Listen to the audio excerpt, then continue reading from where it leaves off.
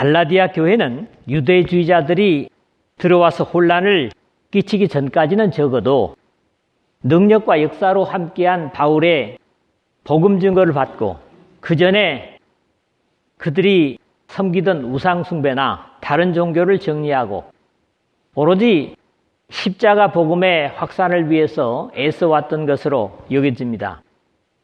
그런 좋은 열심을 유대주의자들이 꾀임을 받아서 지금은 중단하고 허황된 과거의 율법으로 되돌아가려는 안타까운 모습을 보이고 있기 때문에 바울은 그들의 잘못된 선택을 책망하고 그들을 그렇게 잘못되게 만든 악한 자들에게는 상당히 과격한 표현까지 써서 책망을 하는데 그게 오늘 마지막 절입니다.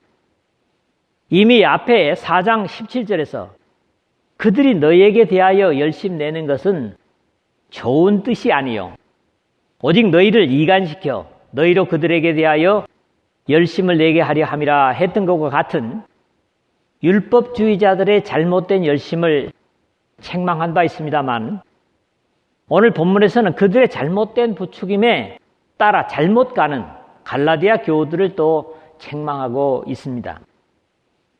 실제로 어떤 목표를 향해서 열심을 내는 것은 좋은 것이지만 오히려 그 목표의 반대를 향해서 열심을 내는 것은 오히려 목표에서 점점 멀어지게 하는 결과를 가져올 수 있을 것이기 때문에 그것은 당연히 막아야 될 자세인 겁니다.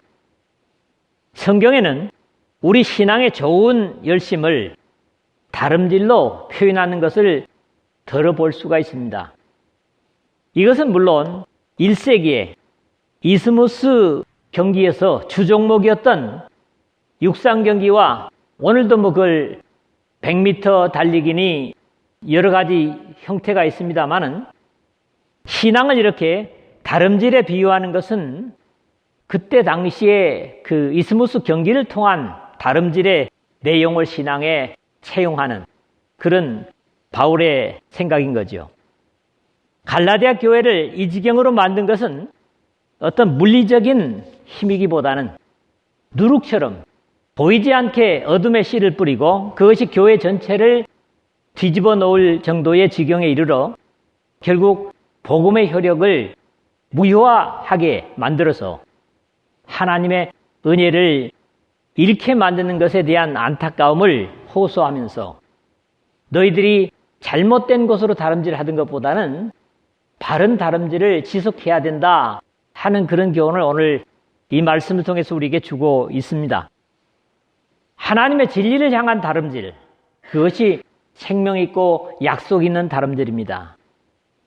허황된 것들, 성경에서 확인되지 않은 것들에 대한 다름질은 오히려 우리를 하나님에게서 멀어지게 한다고 하는 사실들을 여러분들이 기억하시기를 바랍니다. 첫 번째로는 7절, 8절 말씀을 보겠습니다. 진리를 순종하는 것을 그만두지 말아라.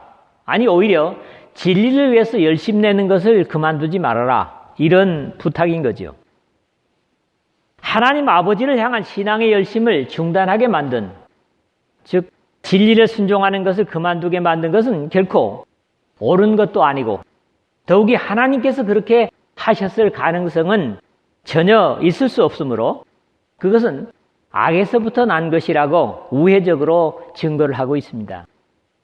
너희가 다름질을 잘 하더니 7절 상반절은 그랬죠. 비록 저들의 현재의 잘못된 상태를 지적하고 있는 것이지만은 갈라디아 교회가 믿음의 다름질을 아마도 잘 했던 것을 먼저 기억시키며 저들로 하여금 다시 예수 그리스도의 십자가의 희생을 통한 하나님께 대한 열심을 칭찬으로부터 시작하는 것을 봅니다. 서론에서 언급한 바 있지만 바울은 자신이 먼저 하나님께로부터 상을 얻기 위해서 열심히 신앙의 다름질을 하고 있노라고 증거하고 있습니다. 오직 내가 그리스도 예수께 잡힌 바 된 그것을 잡으려고 달려가노라. 형제들아, 나는 아직 내가 잡은 줄로 여기지 아니하고 오직 한 일, 즉 뒤에 있는 것은 잊어버리고 앞에 있는 것을 잡으려고 표대를 향하여 그리스도 예수 안에서 하나님이 위에서 부르신 부름의 상을 위하여 달려가노라. 빌립보서 3장 12절 하반절에서 14절에 그렇게 고백을 합니다. 로마의 감옥에서 자신의 생애의 마지막을 앞둔 상황에서조차 자신의 믿음의 다름질은 후회할 것이 없는 것이었음을 고백하고 있습니다. 나는 선한 싸움을 싸우고 나의 달려갈 길을 마치고 믿음을 지켰으니 디모데후서 4장 7절의 고백입니다. 고린도 교회를 향해서는 자신은 분명한 신앙의 목표를 바로 가지고 다름질하고 있노라고 증거합니다.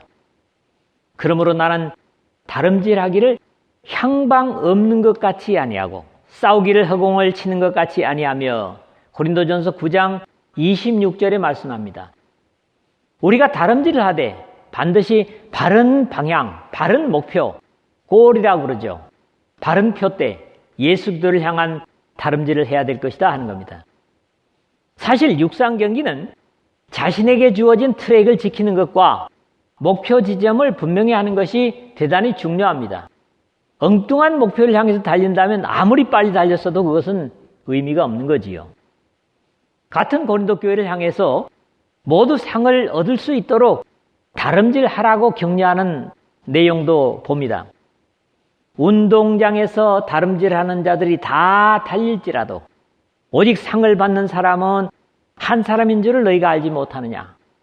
너희도 상을 받도록 이와 같이 다름질하라. 고린도전서 9장 24절의 당부입니다. 갈레아 대학 교우들도 처음에는 바울과 같이 믿음의 다름질을 잘 하고 있었던 그것을 중단시킨 사람들을 확인해 보라고 경고하는 겁니다. 누가 너희를 막아 진리를 순종하지 못하게 하더냐. 7절 하반절에 그랬지요. 그러면서도 과거에 그 잘하던 다름질은 다름이 아닌 진리를 순종하는 것이었음을 증언하는 것입니다. 진리를 순종하는 것은 절대로 바뀌어서는 안 되는 것이고 또 바뀔 수 없는 것이기 때문에 그 진리를 향한 열심을 막는 것은 참으로 심각한 것입니다. 그러므로 그들의 십자가를 순종하는 것을 방해하는 율법주의자들을 진리를 순종하지 못하게 하는 자들로 확인하고 있습니다.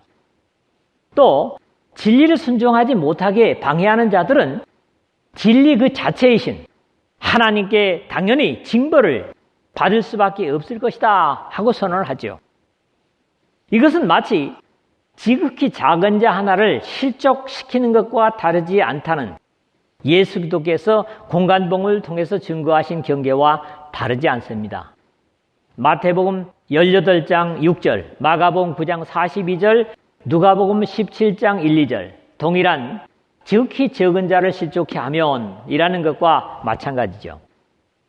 그 권면은 너희를 부르신 이에게서 난 것이 아니니라. 하나님께서 다름질을 못하게 권면하시겠습니까? 8절에 그랬거든요. 이 말씀, 앞절 말씀을 확증하는 것으로 진리를 향한 다름질을 중단시킨 대상이 진리이신 예수도가 아니라는 사실을 분명히 함으로써 바로 그 진리를 거역하게 하는 세력임을 간접적으로 지적하는 것입니다. 우리는 신앙에 있어서 모든 일을 조심해야 하겠지만 무엇보다도 진리를 순종하는 일을 중단시키는 어리석음을 범치 말아야 할 것이고 서로 간에 마치 마라톤을 뛰면서 그룹을 이루어서 함께 뛰고 있는 동료를 격려하는 것처럼 하나님 아버지를 향한 다름질을 잘 하도록 서로가 열심히 격려하며 더 다름질에 힘을 내는 여러분 모두 되시기를 주의 이름으로 부탁을 드립니다. 두 번째는 9절 10절입니다. 두려운 말씀입니다. 좋지 않은 것이 더 쉽게 퍼진다는 거지요. 좋은 거는 아무리 가르치고 계속 강조를 해도 잘 받아들이질 않습니다. 여기에는 좋지 못한 영향력은 보이지 않을지라도 누룩처럼 전체에 퍼져서 그 전체의 성질을 완전히 바꿔버릴 수 있다고 하는 경계와 함께 그러나 갈라디아 교우들이 자신과 복음에 대한 잘못된 생각을 갖지 않을 것이란 일말의 확신과 함께 만약 하나님의 백성들을 흔들리게 하는 자들은 하나님께서 심판하실 것이라고 하는 그런 경고를 주고 있습니다. 적은 누룩이 온 덩어리에 퍼지느니라. 적절할지 모르지만 요즘은 막걸리조차도 특정 공장에서 만들어 팔고 있지만은 과거에 제가 어릴 때 우리나라에 농사 짓는 가정들이 일반적으로 누룩을 만들어서 농주라고 해서 막걸리를 만들어 먹는 것은 아주 흔한 일이었습니다. 이스라엘에서 빵에 이스트를 넣어서 떡을 구워 먹는 것도 역시 이와 같이 흔한 일이었습니다. 이런 누룩의 교훈을 성경에서는 부정적인 측면에서 들어 예를 볼 수 있고 긍정적으로 사용한 예도 읽어볼 수가 있습니다. 먼저는 긍정적인 비유를 또 비유로 말씀하시되 천국은 마치 여자가 가루 서말 속에 갖다 넣어 전부 부풀게 한 누룩과 같으니라. 마태복음 13장 33절, 누가복음 13장 21절의 말씀에서 우리가 볼 수 있습니다. 복음의 씨가 들어와서 한 인생을 완전히 뒤집어 버리는 그런 의미에서 천국의 위력을 이런 누룩으로 비유를 하고 있는 겁니다. 그러나 오늘 본문의 내용처럼 하나님의 참된 구원의 진리를 대적하고 자신들의 잘못된 교리를 주입시키는 부정적인 경계하는 내용을 예수님께서 말씀하십니다. 예수께서 이르시되 삼가 바리새인과 사두개인들의 누룩을 주의하라 하시니, 역시 마태복음 16장 6절 그리고 11절, 마가복음 8장 15절에 나타나고 있습니다. 그럼에도 이스라엘에서 누룩은 유월절 기간에는 절대로 집안에서 발견되지 않도록 금지하신 음식재료입니다. 출애굽기 12장 19절 나타나죠. 하나님께서 이집트에서 이스라엘을 이끌어내신 날을 기념하는 특정한 행사를 종교적으로 기념하게 하는 날이 바로 유월절이죠. 너무나 유명한 절기입니다. 어쩌면 그 하나님의 능력과 기적의 역사에 어떤 것도 더하거나 또 감소시키지 말라는 입장에서 모든 성분을 바꿔버리는 누룩을 넣지 않은 떡을 먹으면서 하나님의 행하신 능력, 즉 종살이에서 자유를 주신 사랑을 한 주간 기억하면서 살게 하는 절기가 바로 유월절입니다. 이것은 당연히 죄에서 우리를 자유케 하시려는 하나님의 사랑의 역사이신 예수 그리스도의 희생을 주신 역사적인 희생의 십자가의 그림자입니다. 우리 역시 예수 그리스도의 십자가의 희생에 더하거나 뺄 것이 없이 그 큰 사랑을 기념하며 감격하는 것이 오늘도 함께 드리는 이 예배입니다. 그럼에도 잘못된 교리는 적은 누룩이 온 덩이에 퍼지느니라 하는 것처럼 죄성을 가진 사람에게 더 확산이 쉽고 빠릅니다. 고린도전서 5장 6절에서 바울이 그러죠. 너희가 자랑하는 것이 옳지 아니하도다. 적은 누룩이 온 덩어리에 퍼지는 것을 알지 못하느냐.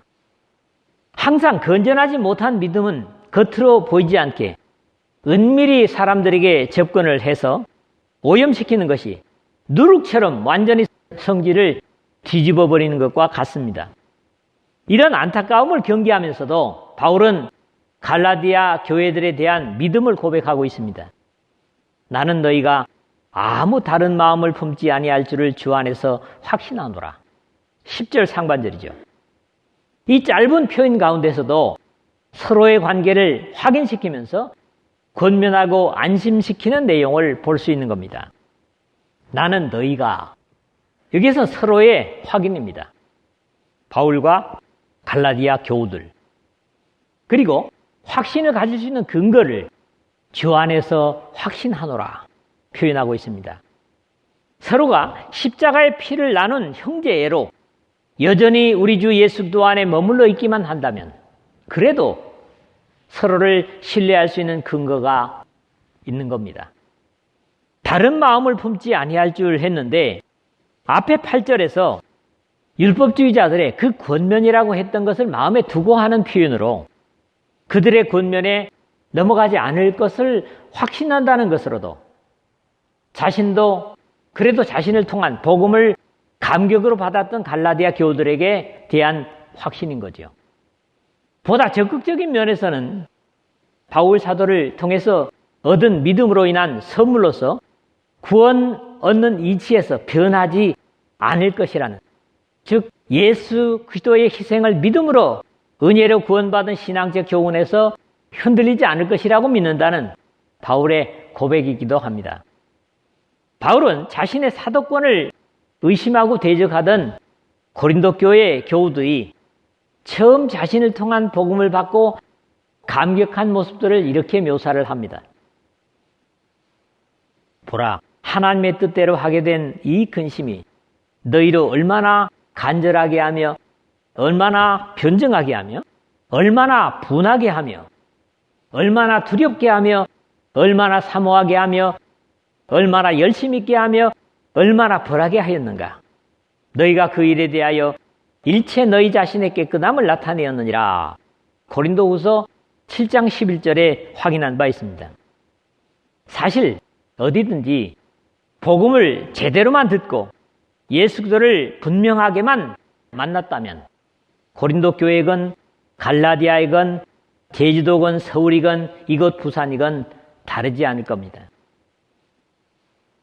안타까운 것은 그렇게 얼마나 표현할 수조차 없던 감격을 그렇게 쉽사리 잃어버리고 마는 잘못된 이론을 쫓는 것은 이해하기 어렵다는 겁니다. 이제는 그렇게 복음에 감격하고 확신하던 그들을 변화시키려고 간교한 술수를 쓰는 사람들에 대한 심판을 선언하고 있습니다. 그러나 너희를 요동하게 하는 자는 누구든지 심판을 받으랴. 10절 하반절이죠. 복음을 듣고 믿고 회개하고 고백하고 세례를 받고 천하를 다 얻은 듯 감격하던 거듭난 사람들을 다시 죄에 돌아가게 하는 사람들은 주님께서 다시 오실 때 심판을 내리실 것이라고 하는 너무나 당연한 결과를 선언하고 있습니다.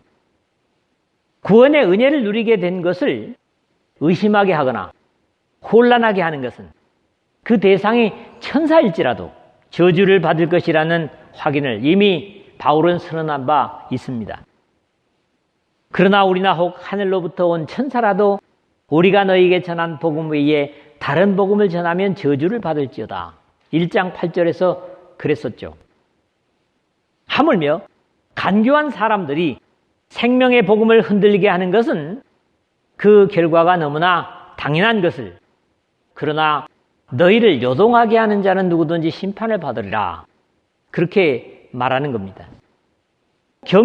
이렇게 경고함으로써 율법주의자들이 할례를 받아야 한다거나 율법을 지켜야 구원을 얻는다고 잘못 가르치는 그들은 구원을 선물로 주신 하나님께 오히려 징벌을 받는 것은 당연한 결과이다.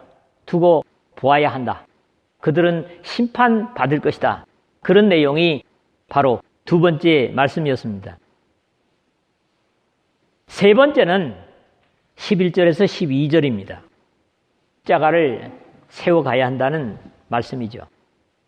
또 하나의 있을 수 없는 가정을 가지고 갈라디아 교우들에게 할례를 받게 하려는 자들은 그렇게 하는 것보다는 차라리 자신이 거세를 해버리는 것이 나을 것이라고 다시 한번 더 경고를 합니다. 형제들아, 내가 지금까지 할례를 전한다면 어찌하여 지금까지 박해를 받으리요? 11절 상반절인데, 과거에 루스라에서 바울이 디모데를 함께 복음 증거에 데리고 다니게 하기 위해서 할례를 행했던 것은 모든 사람들이 아는 사실이죠. 사도행전 16장 3절입니다. 그럼에도 같은 협력자인 디도에게는 그러나 나와 함께 있는 헬라인 디도까지라도 억지로 할례를 받게 하지 아니하였으니 라는 분명한 소신을 2장 3절에서 이미 밝힌 바 있습니다. 이것도 같은 가정이긴 하지만 바울이 실제로 율법주의자들과 적당히 타협해서 복음을 전한다면, 그리고 할례를 같이 행한다면 그들과 싸울 이유가 없었을 겁니다. 그러나 이러한 율법의 문제를 성령으로 확신한 바울은 그것이 옳지 않음을 알고 디모데 이후부터는 더 이상 복음과 할례를 함께 다루지 않은 것입니다. 그런 이유에서 내가 지금까지 할례를 전한다면 이라는 가정을 표현하고 있는 것입니다. 이것은 분명히 진실한 바울이 디모데 사건을 앞에 사도행전 16장 3절의 말씀이죠. 디모데 사건을 마음에 두고 하는 고백일 것입니다. 바울은 자신이 진리로 확신하는 경우에는 어떤 경우도 또 어느 누구와도 타협하지 않고 예수 그리스도께서 주시는 확신을 소신 있게 믿고 행하는 사람이었습니다. 만약에 할례만 허용했더라도 유대인들에게 어려움을 겪지 않았을 것이고 방해를 받지도 않았을 것입니다. 그런 가정을 다시 말하고 있는 내용이 그리하였으면 십자가의 걸림돌이 제거되었으리니 11절 하반절에 그랬는데 여기서는 할례를 수용하지 못하는 것이 오히려 걸림돌로 역할하게 되었다는 그런 고백이죠. 사실 복음의 중심이 십자가인데 할례가 아니라 이 십자가를 제해버린다면 복음엔 전혀 가치가 없습니다. 그럼에도 이 복음의 핵심인 십자가는 이미 고린도에서도 유대인들에게 거리낌, 거치는 것이 되었음을 바울은 고백하고 있는 내용을 듣습니다. 우리는 십자가에 못 박힌 그리스도를 전하니 유대인에게는 거리끼는 것이요 이방인에게는 미련한 것이로되. 고린도전서 1장 23절입니다. 인간적인 합리성을 내세우는 사람들에게는 이 바울의 행동은 어리석게 보일 수 있고 또 바울의 다른 복음 증거의 중요성을 강조하는 그러면 무엇이냐? 거칠애로 하나 참으로 하나 무슨 방도로 하든지 전파되는 것은 그리스도니 이로써 나는 기뻐하고 또한 기뻐하리라. 빌립보서 1장 18절의 내용 같은 말씀을 인용을 해서 그래도 전해지는 것이 복음이 아닌가라고 융통성이 없다고 비웃을 수도 있습니다. 현재 우리 시대의 다수의 종교인들이 이런 이유에서 문화나 관습과 타협하는 예들을 들어보는데 바울의 입장이었다면 절대로 있을 수 없는 일이라고 저는 믿습니다. 오히려 바울은 오해의 소지가 있는 것들조차도 경계했던 것들을 그의 가르침에서 볼 수 있는데 그런 구체적인 예가 바로 앞에서 인용한 디도의 할례의 경우인 것을 우리가 2장 3절에서 볼 수 있습니다. 이 시대를 패역한 세대라고 하는 이유 가운데 하나는 듣는 말씀조차도 삶에 부담이 가는 것은 싫어합니다. 그냥 듣고 넘길 수 있는 그런 형태의 말씀을 들으면서 평안을 느끼고 교우들 간에도 서로 깊이 아는 것조차 꺼려하는 그런 시대가 되어가고 있습니다. 교회에 가도 안 가도 별로 관여치 않은 그야말로 종교 행사로만 예배에 참여하려는 경향들이 이 마지막 시대에 믿는다는 사람들의 모습이 되어가고 있습니다. 여러분들은 이러지 않기를 간절히 소망합니다. 그러므로 형제들아, 내가 지금까지 할례를 전한다면 어찌하여 지금까지 박해를 받으리요. 11절 상반절에 라는 바울의 결연한 의지는 예수 그리스도를 머리로 한 교회라면 반드시 지향해야 할 신앙의 정절이라고 할 수 있습니다. 수없이 말해 온 대로 율법과 복음은 양립될 수 없는 이유는 과거의 율법을 개선한 것, 고친 것이 복음이 아니라 예수 그리스도를 중심한 복음을 하나님께서 약속하신 전혀 새로운 구원의 이치이기 때문입니다. 이스라엘이 율법을 범하고 하나님의 명령에 불순종해서 바벨론의 포로가 되어 가 있는 그때에 예레미야를 통해서 하나님이 이렇게 말씀하시죠. 여호와의 말씀이니라 보라 날이 이르리니 내가 이스라엘 집과 유다 집에 새 언약을 맺으리라. 이 언약은 내가 그들의 조상들의 손을 잡고 애굽 땅에서 인도하여 내던 날에 맺은 것과 같이 아니할 것이라고 예레미야 31장 31절 32절에서 볼 수 있습니다. 시내산에서 맺은 언약, 이것이 바로 율법이라면 그것과 전혀 같지 않은 다른 언약을 주실 거라는 말씀이죠. 그때 약속된 새 언약이 바로 예수 그리스도를 중심한 복음입니다. 마지막으로 바울은 율법주의자들에게 지나치리만큼 과격한 표현으로 오늘의 말씀을 마무리합니다. 이것은 어쩌면 자신이 율법에 대한 단호함을 그대로 표현하는 내용이기도 하다고 보여집니다. 너희를 어지럽게 하는 자들은 스스로 베어버리기를 원하노라. 12절 말씀입니다. 이 말씀은 조금은 우리말로 사실적으로 묘사하기 어려운 표현입니다. 대개 우리의 어떤 남성, 여성에 대한 그런 것들이 우리나라에서는 욕으로 쓰이고 있기 때문에 참 안타까운 모습인데, 이 할례라고 하는 게 뭡니까? 이 남근에 포피를 베어내는 것이라면, 그렇게 사람들에게 할례를 받게 하려고 애쓴다면 그런 사람은 이 겉가죽만이 아니라 음경 자체를 완전히 잘라버리라는 조금은 잔인할 정도의 비유적인 표현입니다. 말씀을 맺습니다. 대부분의 진리를 위한 열심을 가로막는 일들은 그 진리를 주신 하나님에 의해서가 아니라 당연히 어둠에 의해서 행해지고, 복음과 진리를 위한 헌신과 충성은 주님께서 다시 오실 때까지 방해되어서는 안 된다고 우리에게 가르칩니다. 언제나 어둠의 죄악은 주님의 교회 속에 누룩처럼 보이지 않게, 또 보잘것없는 것처럼 작게 시작되지만, 서로에게 이런 문제도 확실한 신뢰만 있다면 더 이상 번지지 못할 것이고, 이렇게 믿음에 혼란을 끼치는 자들은 생명과 진리를 사람들에게 주신 하나님께 심판을 받게 될 것이라고 바울은 선언합니다. 복음을 전하면서 함께 할례와 같은 다른 문화와 종교적인 부분들을 수용하고 받아들인다면 복음을 전하는 것이 별로 장애가 없을 것 같지만, 그것은 십자가의 희생으로 생명을 주신 예수 그리스도의 복음을 훼손하는 것이기 때문에 받아들일 수 없는 것입니다. 하나님은 잔꾀를 부리는 머리 좋은 백성을 원하지 않습니다. 기뻐하지 않습니다. 오히려 주님의 명령에 단순히 순종하는 충성된 사람을 더 기뻐하십니다.